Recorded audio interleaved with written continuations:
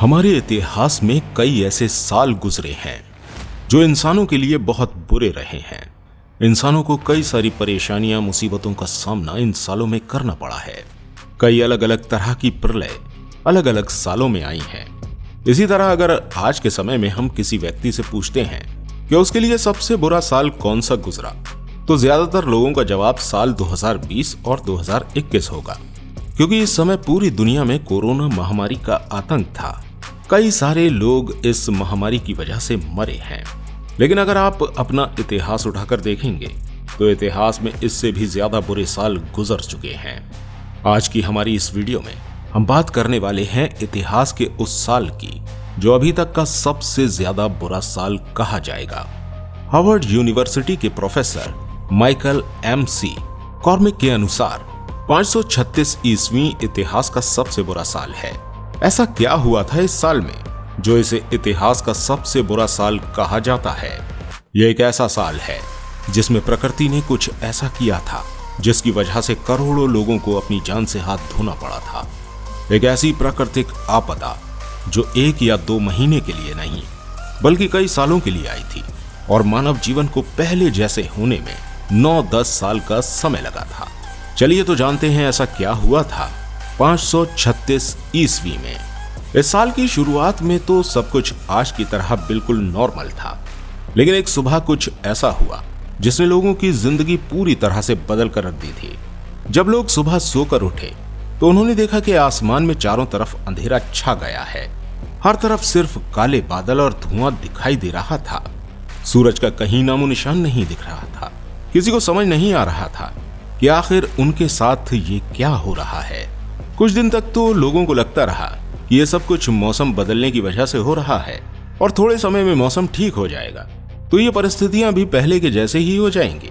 लेकिन धीरे धीरे करके इन बादलों ने पूरे यूरोप से लेकर मिडिल ईस्ट के देश और एशिया के ज्यादातर देशों को अपनी चपेट में लेना शुरू कर दिया। ये देखने के बाद इंसान अब काफी ज्यादा घबरा चुके थे। लोग सिर्फ इसी उम्मीद में थे कि कहीं से उन्हें सूरज की किरण दिखाई दे जाए, लेकिन सूरज निकलने का नाम नहीं ले रहा था। चारों तरफ बस अंधेरा ही अंधेरा छाया हुआ था। यह एक ऐसा समय था जब बिजली का आविष्कार नहीं हुआ था। लोगों ने लकड़ियों और लालटेन जलाकर रोशनी करना शुरू कर दी। इन काले बादलों को छाए हुए अब कई महीने बीत चुके थे और परिस्थितियां बदलने का नाम नहीं ले रही थीं।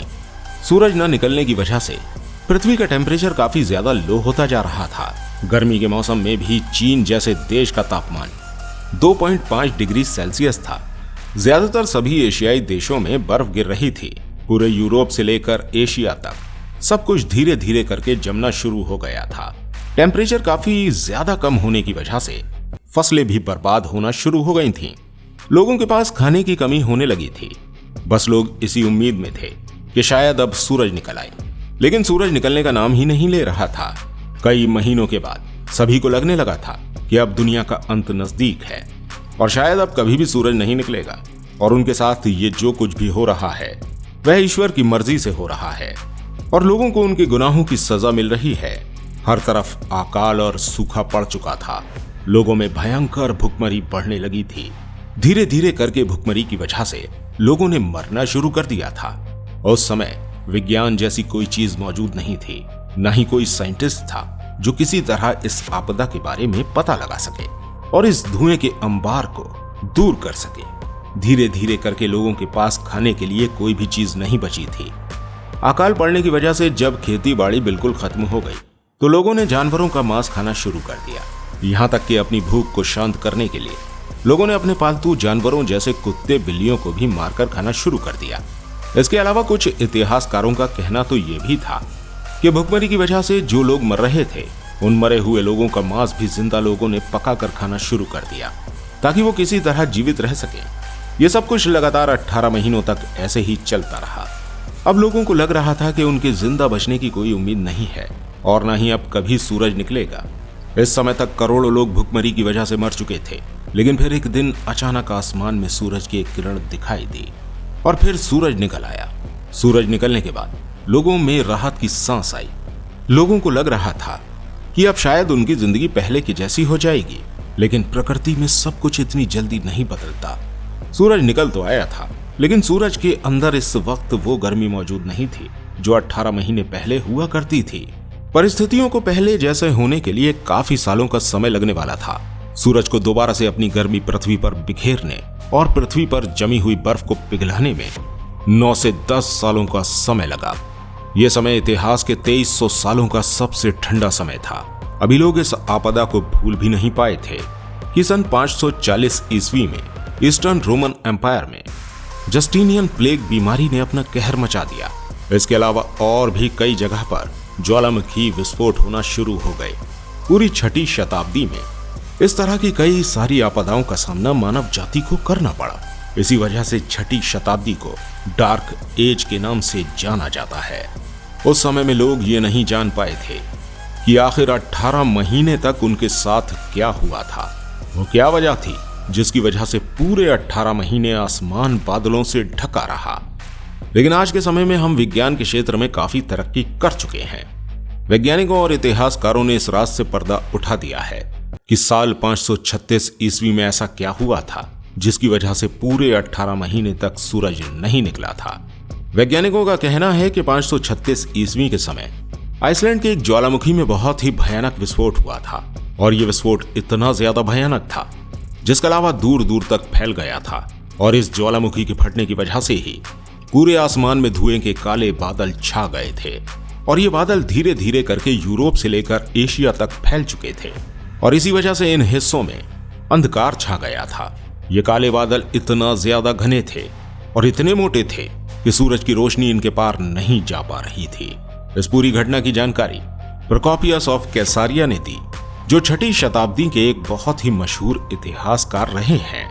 उन्होंने इस बारे में बहुत ही विस्तार से बताया है कि लोगों के साथ क्या क्या हुआ था और किस तरह वे सूरज के लिए तरस रहे थे।